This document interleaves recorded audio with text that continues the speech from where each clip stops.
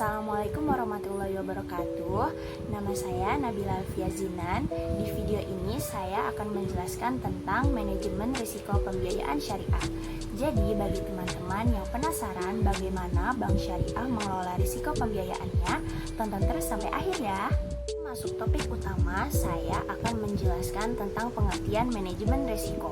Manajemen risiko adalah serangkaian metodologi dan prosedur yang digunakan untuk mengidentifikasi, mengukur, memantau, dan mengendalikan risiko yang timbul dari seluruh kegiatan usaha bank. Manajemen risiko sangat penting diterapkan dalam suatu organisasi atau lembaga, khususnya lembaga keuangan seperti perbankan syariah.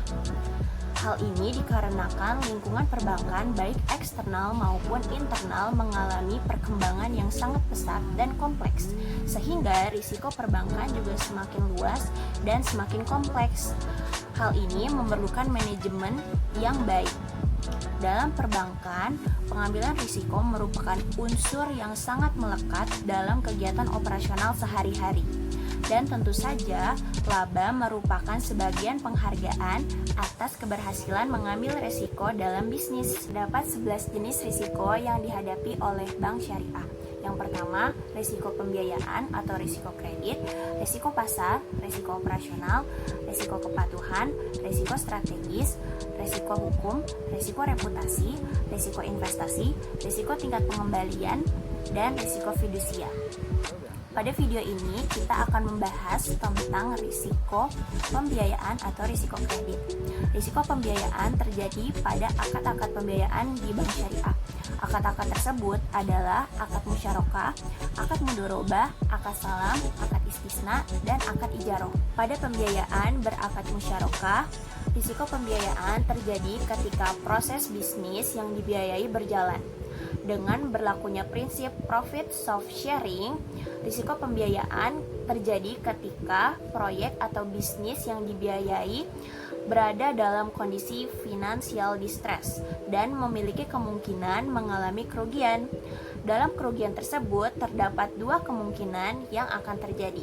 Yang pertama, jika nasabah mengalami kerugian, bank syariah akan kehilangan seluruh modal yang telah disertakan dalam akad musyarakah. Yang kedua, nasabah tetap mampu membayar bagi hasil kepada bank syariah, tetapi besarnya bagi hasil yang diberikan kepada bank syariah tidak sesuai dengan bagi hasil yang diharapkan atau expected profit sharing. Agar bank syariah terhindar dari kesalahan dalam menyalurkan pembiayaan kepada para nasabah, diperlukan adanya suatu metode kuantitatif yang dapat digunakan untuk menilai suatu proposal pembiayaan.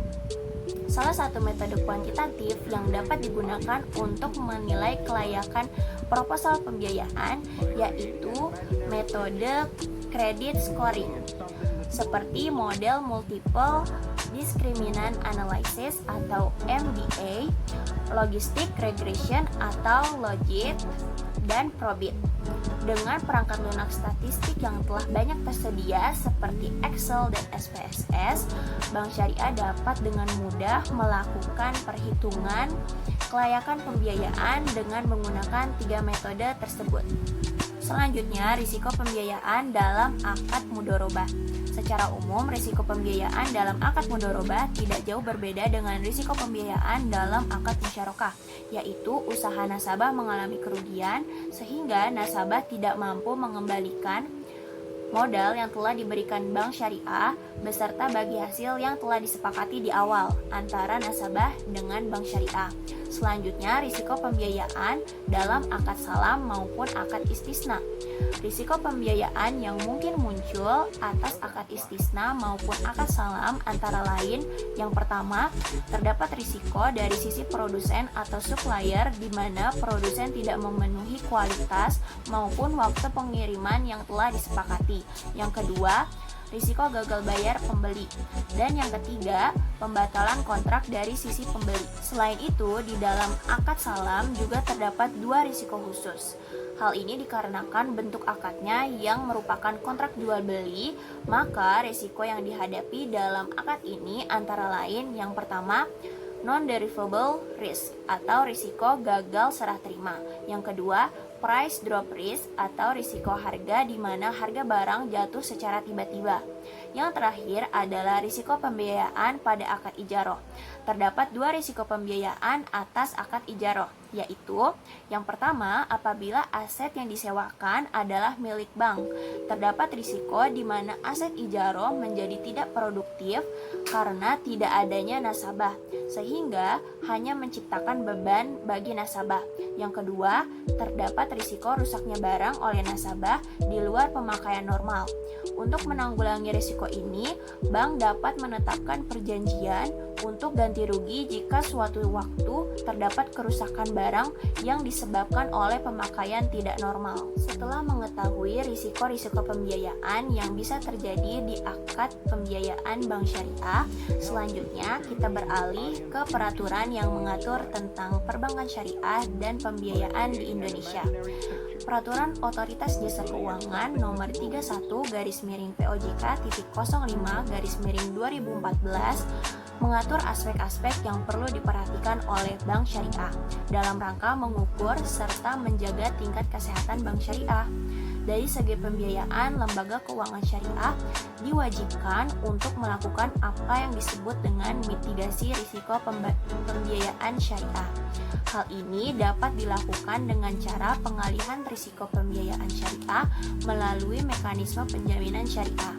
Mengalihkan risiko atas barang yang dibiayai menjadi agunan dari kegiatan syariah melalui mekanisme asuransi syariah atau melakukan pembebanan fidusia dari kegiatan pembiayaan syariah. Demikian penjelasan saya tentang manajemen risiko pembiayaan syariah. Kurang lebihnya mohon maaf, saya akhiri. Wassalamualaikum warahmatullahi wabarakatuh. See you next time. So then, why?